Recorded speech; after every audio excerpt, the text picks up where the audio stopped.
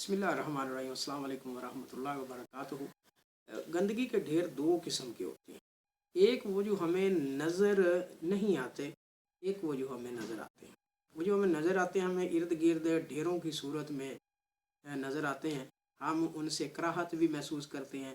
जब हम वहाँ से गुज़रते हैं तो अपनी नाक पे कपड़ा भी रखते हैं ताकि यहाँ से हमें जो है वो बदबू ना आए। तो अपने पाँव को भी सेंध सेंध के रखते हैं। तो ये जो ज़मीन पे लगे हुए गलाज़त के ढेर हैं, ये हमें नज़र आते हैं और हम कोशिश भी करते हैं कि हम इनको जो है ना वो तलफ़ कर या इनसे किसी तरह छुटकारा पा।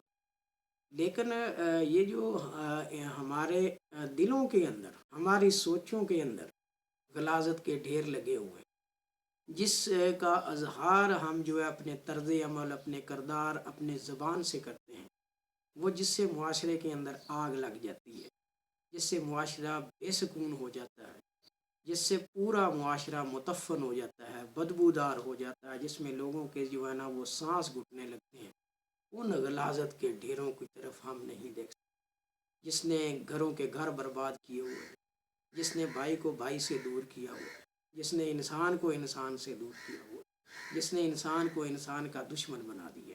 ये जो गंदगी के ढेर हैं, ये जो हमारे दिलो दिमाग के अंदर लगे हुए, इनके लिए कोई डस्टबिन बनाए। अपने दिलो दिमाग को ये जो कचरा है, ये जो गलाज़त है, ये जो गंदगी है, इसको दूर करें ताकि आपका भी दिल साफ़ सुथरा हो सके। आप जो कहते हैं कि अल्लाह तबारक व तआला दिलों के अंदर रहता है, तो फिर अपने दिल को अल्लाह के रहने की जगह बनाएं। तो अल्लाह ताला नापाक जगहों पे नहीं रहता, अल्लाह ताला पाक जगहों पे रहता। तो उम्मीद है आप तक मेरा पैगाम पहुंच गया होगा। Thank you so much to listen and watch the video.